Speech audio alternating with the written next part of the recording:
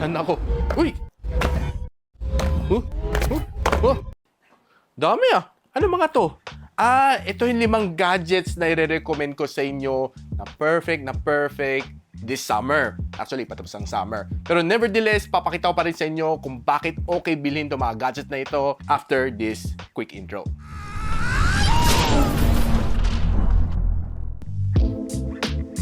So first up, isa sa mga pinaka-paborito ko is yung Ugreen na power bank. Bakit ko nga ba nire-recommend tong Ugreen na Uno power bank? Dahil it's small. 10,000 mAh, perfect, good for 2 charge, lalo kung 5,000 mAh ang yung battery ng smartphone mo, good for 2 charge na siya. So pakita ko lang sa inyo guys, ang liit-liit niya, pag pinindot ko dito yung kanyang button, makita mo, mag-hi pa siya sa akin, hi. Yan, papakita sa ko ilang percent pa natitira, 25%, and maya-maya, tatawa pa siya sa akin. Tingnan mo. Ayan, see?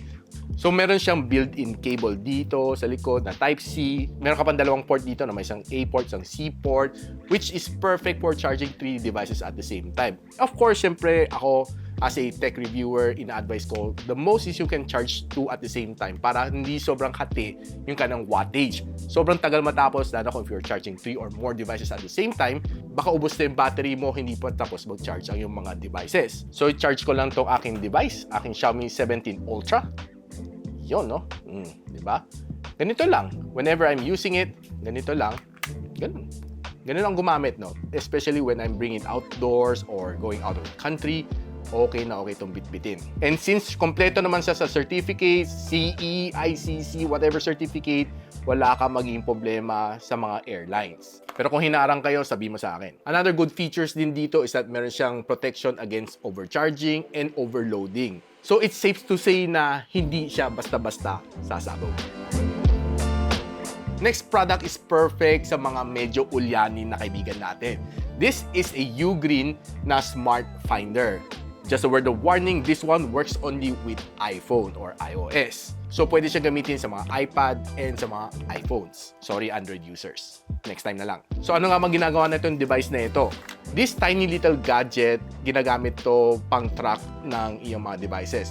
Pwede mo itali sa iyong mga susi, pwede mo lagay sa inyong mga bag, lalo kung Louis Vuitton, mas maganda lagyan mo ng ganito. Kung nawawala yung bag mo, all you need to do is just press sa iyong app, sa Ugreen app, tutunog na ito, device na sa loob ng iyong bag. And kung hindi siya nearby, papakita niya kung nasaan nga ba siya. And what's nice dito sa kanya, you can track this one all over the world. Kahit nasa Antarctica siya, makikita mo na nasa Antarctica siya. Yung nga lang, di ko alam kung paano ako pupunta doon. Yung battery nito is replaceable. It's a CMOS battery inside. And two-way finder din siya. Kunwari, ito ang hawak mo, nawawala yung phone mo, pindutin mo lang itong button na ito, tutunog phone mo. Kung ito naman nawawala, pindutin mo phone mo, ito naman tutunog. Very useful tong device na ito. What I do, especially when I travel, nilalagay ko lang sa loob ng aking maleta. Sad to say, walang pera yung loob ng maleta ko. Sana all puro perang maleta. So, whenever I travel, inaalam ko kung sumama nga ba ang luggage ko together with me papunta doon sa destination ko na country. Kunwari, pumunta ako sa Japan. Ititrack ko pagdating ko sa Japan airport kung sumama nga ba ang aking maleta. Ganon ka-useful tong device na ito. Kaya highly recommended ko talaga to. Next in line is yung Ugreen na Nexo gun charger na 20 watts. This is one of my best seller dito sa aking channel. Bakit nga ba? Maliit siya, and best of all is affordable tong device na ito. It's very easy to use, maliit siya, mabilis pang travel, hindi siya bulky. And what's nice dito sa kanya, pwede pang Android, pwede pang iPhone. 20 watts ang kanya fast charging, so wala kang maging problema. Lahat ng iPhone support 20 watts charging.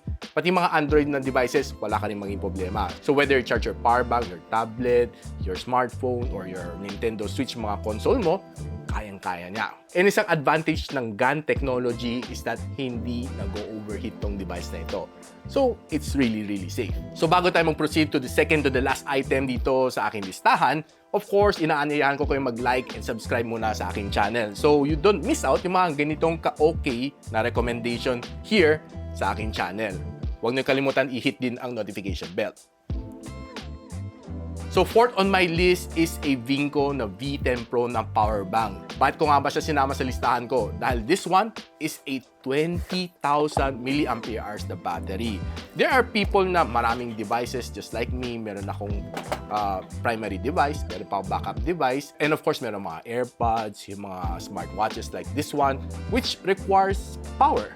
Lalo na kung madalas ka on outdoors, hindi ka madalas na may charging station, ang mga power bank like this na malalaki ang capacity is very important. Lalo na this one, sabi ko sa guys, no, ang gaan-gaan nito, nasa 335 grams lang siya, sobrang gaan, and it has two na built-in cable. Meron siyang isang Type-C na cable dito na built-in. And meron din siyang lightning cable para sa mga Apple users, mga old Apple users. Meron din siyang display dito, 67% pag pinindot mo yung button dito sa gilid. And by the way, it's 45 watts combined if you're charging multiple devices all at the same time. For single devices, ang Android kaya na mag-support up to 22.5 watts fast charging.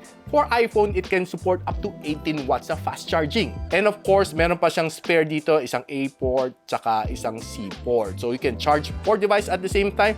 But again, like I said, the best practice is to charge 2 at the same time para hindi maghati-hati ang kanyang wattage. Making it taking too long to charge and baka ubos na yung battery, hindi ka pa tapos mag-charge. Napakita ko lang yung fast charging dito sa aking Xiaomi 17 Ultra and aabot siya ng Mi Turbo Charge, which means 22.5 watts. Ayan o, Mi Turbo Charge. And of course, kompleto rin siya sa mga certification dito if you need it, lalo na kung pupunta ka ng China. Importante may CCC certification. Kung hindi, i-confiscate nila ang iyong power bank. And pinaka-last sa aking listahan is a 70mm na M310 Plus na 2K dash camera. Ba't nga ba itong nire-recommend ko? Dahil sobrang siksik ang kanyang specs at kung gusto mong basahin, i-pause mo na lang at basahin mo na lang. One of the most important things sa isang dash camera is kailangan clear ang nire-record mo.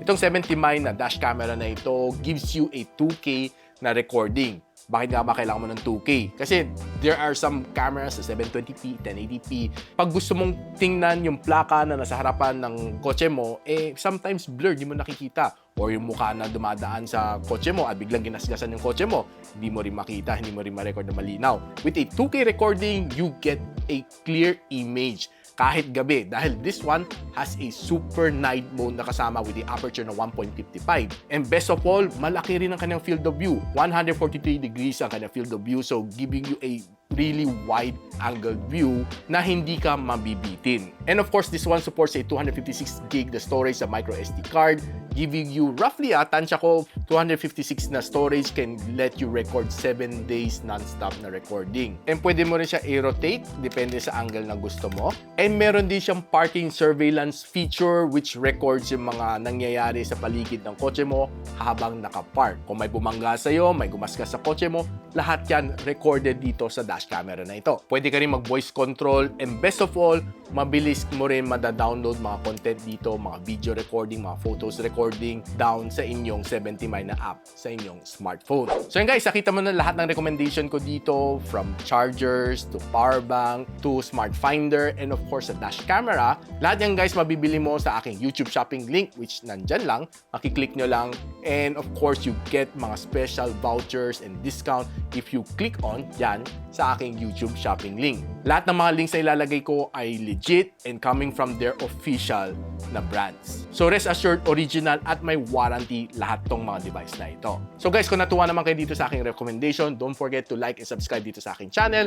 And of course, hit that notification bell para ma-notify kayo once na gumawa uli ako ng mga list like this one here sa aking channel. So hanggang muli, ako nga pala si Richmond ng Gadget Sidekick. I'll see you on my next video. Peace out. And so, ako pala si Richmond and you're watching Gadget Sidekick. Like and subscribe to my channel. Don't forget to hit that notification bell. For one of my latest uploads, click the dito. And for one of my popular uploads, click here.